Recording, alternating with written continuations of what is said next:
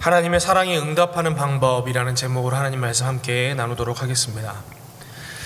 유다 왕 아하시아가 이 외가의 영향을 많이 받았습니다.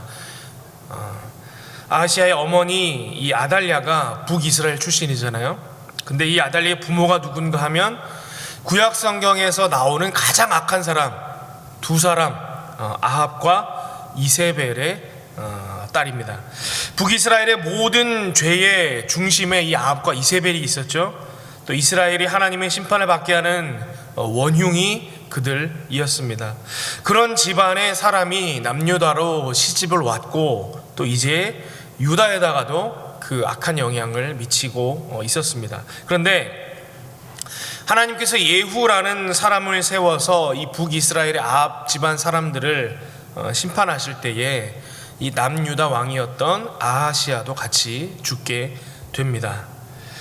참 이 다윗 왕조를 이어오던 유다로서는 그동안 없었던 비극적인 상황을 맞게 된 것입니다. 근데 여기서 끝이 아니지요. 이 지난 토요일 본문에 보니까 이 아하시아의 어머니 아달랴가 이 정말 사악한 사람인 것이 자기 아들이 죽어서 더 이상 유다 왕국을 자신의 뜻대로 할 수 없게 되자 다른 생각이 있었는지 유다 왕족들, 다시 말해 다윗의 후손들의 씨를 다 죽여버립니다. 역대 22장 10절입니다.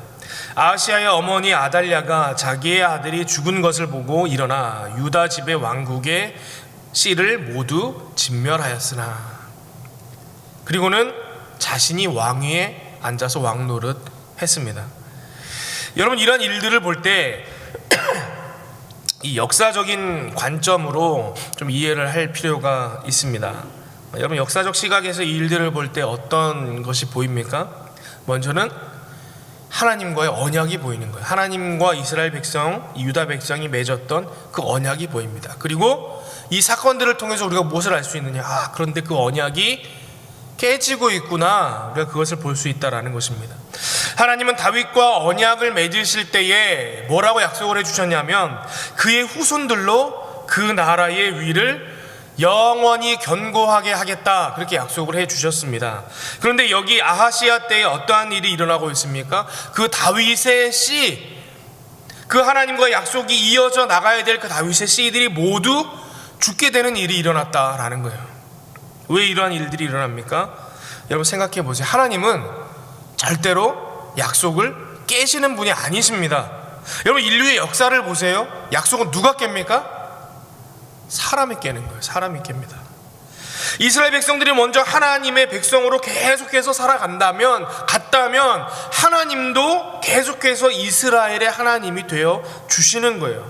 그런데 이 유다 백성들이, 이스라엘 백성들이 이방신을 들여오고 그것들에게 제사하고 하나님의 전에서 예배하는 일들은 멸시하고 이 하나님의 자리에 우상들이 대신하도록 하는 일들을 했다라는 거예요. 이스라엘이, 이 아하시아가 그 약속을 파기해 버린 것입니다. 여러분, 하나님과의 언약도 일종의 계약입니다. 여러분, 그렇게 이해하시면 좀 쉽게 이해할 수 있습니다. 이 계약이 뭐죠? 쌍방 간의 합의와 그 계약 조건의 이행을 통할 때만 유지되는 거예요. 여러분, 그게 계약입니다. 그런데 한쪽에서 일방적으로 그 이행 조건을 어기면 그 계약이 어떻게 되는 거예요? 그 계약은 깨지는 거예요. 여러분 보세요. 하나님은요, 언제나 일방적으로 그 계약이 깨지는 상황을 당하시는 피해자였습니다. 인간과의 관계에서. 이스라엘 백성 쪽에서 계약 이행 조건에 파기가 있었습니다. 그러니까 자동적으로 나오는 결과는 뭐예요? 하나님의 계약 이행 조건인 다윗 왕조의 번영이 깨져버리는 거예요. 당연한 결과라는 거예요. 여러분, 여기까지 우리가 이러한 사건들을 볼 때 어떻게 이해해야 되느냐? 이건 계약 이행이 계약 파기에 의해서 일어난 손해구나. 여러분, 그 정도로 이해해야 되는 상황입니다. 이걸 뭐 하나님의 벌이다 이렇게 볼 문제가 아니라 이스라엘에 손해가 있음에도 불구하고 그들이 다른 것에 욕심이 생겨 스스로 손해를 감수하고 계약을 파기했다. 여러분, 그렇게 이해하시는 것이 정확한 이해입니다. 그런데 그렇게 끝나버려야 할 이 계약을 아무 이유도 없이, 그럴 의무도 없으신 하나님께서 억지로 그 계약을 이어가시는 거예요. 계약 파기, 그래 약속 끝, 나도 이제 다윗 왕조에 대한 약속 이제 신경 안 쓸 거야 하면 될 것을 우리 하나님 그렇게 하지 않으시고 그 끈을 이어가신다라는 거예요. 역대하 22장 11절 12절입니다. 그 토요일 본문 후반부입니다. 왕의 딸 여호사부앗이 아하시야의 아들 요아스를 왕자들이 죽임을 당하는 중에서 몰래 빼내어 그와 그의 유모를 침실에 숨겨 아달랴를 피하게 하였으므로 아달랴가 그를 죽이지 못하였더라. 여호사부앗은 여호람 왕의 딸이요 아하시야의 누이요 제사장 여호야다의 아내이더라. 요아스가 그들과 함께 하나님의 전에 6년을 숨어 있는 동안에 아달랴가 나라를 다스렸더라. 여러분, 무슨 일이 일어난 거예요? 하나님께서 남기신 거예요. 약속의 씨를 남기신 거예요. 마치 패역한 유다가 하나님께 벌을 받아 멸망하게 되었지만 하나님께서 남은 자를 바벨론에 보내셔서 70년이 지난 후에는 돌아오게 하시고 다시 그들을 통해서 하나님의 약속을 이어가셨던 것처럼, 이게 아무리 배반하고 배신을 반복하는 백성이라도 그 자신의 백성을 향한 하나님의 사랑인 거예요. 그 끈은 끝까지 붙드시는 사랑, 여러분 그 사랑이다라는 것입니다. 여러분, 하나님의 은혜가 여기에 있습니다. 우리가 아무리 죄 중에 있고 하나님 떠나서 다시는 안 돌아오겠노라 그리고 돌이킬지라도, 스스로 떠날지라도 하나님은요, 그 하나님의 사랑은요 완전히 우리를 끊어내지 않으신다라는 거예요. 로마서 8장 38절 39절에 이렇게 말씀하십니다. 내가 확신하노니 사망이나 생명이나 천사들이나 권세자들이나 현재일이나 장래일이나 능력이나 높음이나 깊음이나 다른 어떤 피조물이라도 우리를 우리 주 그리스도 예수 안에 있는 하나님의 사랑에서 끊을 수 없느니라. 아멘. 그러면 여러분, 그러한 하나님의 사랑에 대한 우리의 응답이 있어야 되지 않겠습니까?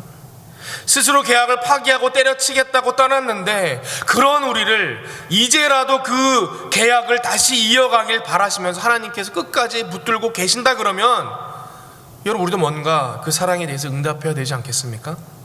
오늘 본문이 그 응답에 대한 내용을 담고 있습니다. 계속해서 관계를 이어가자고 뿌리쳐버렸던 그 손을 뒤에서 끝까지 잡고 계시는 하나님께 우리가 해야 할 가장 첫 번째 일은 뭐겠어요? 그 끈을 끝까지 잡고 계신 하나님을 향해 돌이켜야죠. 돌아서는 것. 여러분, 차례로 한번 살펴보겠습니다. 오늘 제사장 여호야다가 그 엉킨 매듭을 어떻게 풀어나가는지, 하나님의 사랑에 어떻게 응답하는지, 여러분, 첫 번째는 하나님과의 약속을 다시금 상기하는 것입니다. 역대 23장 3절 보니까 이렇게 되어 있어요. 이 어제 본문입니다. 주일 본문입니다. 온 회중이 하나님의 전에서 왕과 언약을 세우매. 여기서 왕은 요아스예요. 그 아기 요아스입니다. 아하시야의 남겨진 아들, 하나님께서 다 죽는 중에 마지막으로 남기셨던 그 아들을 세우매. 여호야다가 무리에게 이르되 여호와께서 다윗의 자손에게 대하여 말씀하신 대로 왕자가 즉위하여야 할지니. 지금 백성들 앞에서 여호야다가 선포하는 거예요. 원래 이렇게 되는 게 하나님의 뜻이고 하나님께서 우리에게 하신 약속이다. 지금 하나님과의 한 약속을 상기시키고 있는 것입니다. 우리가 이 사실을 분명히 기억해야 돼요. 여러분, 우리도 하나님을 떠나 있는 동안에 괴로울 수 있습니다. 어려울 수 있습니다. 낙심하고 실망하고 지치고 스스로를 볼 때 난 이것밖에 안 되는구나, 도저히 하나님을 향해 돌아올 수 없을 것 같은 그런 낙심한 마음이 들 때가 있습니다. 여러분, 탕자 보세요. 탕자가 아버지 버리고 떠났을 때 차마 아버지께로 돌아올 수 없는 마음 때문에 정말 죽기 직전까지 못 돌아오지 않습니까? 여러분, 그때 어떻게 해야 되는 거예요? 무엇을 떠올려야 되는 거예요? 하나님과의 약속, 그 아들까지도 내어주신 그 하나님과의 약속. 맞아, 우리 하나님 내게 아들까지 주실 정도로 나를 사랑하시는 하나님이시지. 여러분, 탕자도요, 그가 돌이켜 아버지를 생각하며 그리고 돌아오는 거예요. 아무리 힘들어도 하나님이 나를 사랑하셔서 아들까지 주셨다라는 그 사실을 붙들면, 그 사랑의 관계를 붙들면 여러분 다시금 돌아서 주님께로 돌아갈 수 있다라는 것입니다. 두 번째는 뭐냐?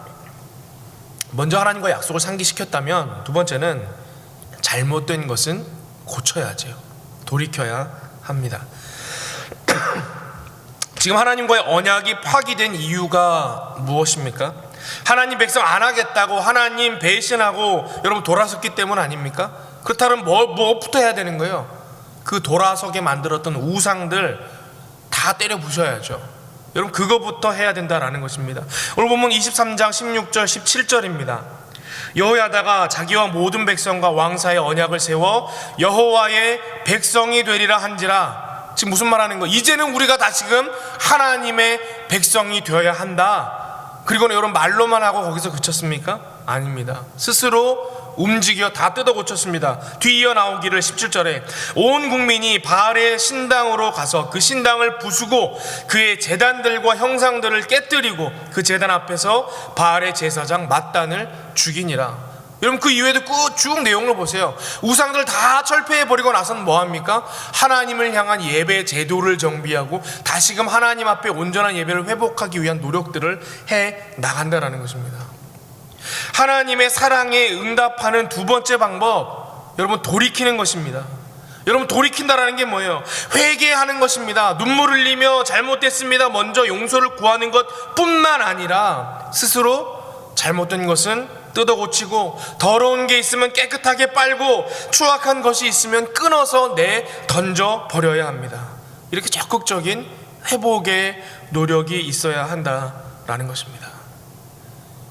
여러분이 하나님 앞에 돌아와야 할 일들이 있습니까? 먼저 우리에게 어떤 것부터 다 뜯어 고쳐야 하는지, 없애버려야 하는지, 깨끗게 해야 되는지 여러분들 그것들을 찾으시고 스스로 행하여 그것들을 온전케 하는 은혜가 저와 여러분들 가운데 있기를 바랍니다. 세 번째 방법입니다. 세 번째는 무엇입니까? 다시 그 회복된 언약의 관계를 굳건하게 지속해 나가는 거예요. 오늘 24장 1절에서 3절입니다.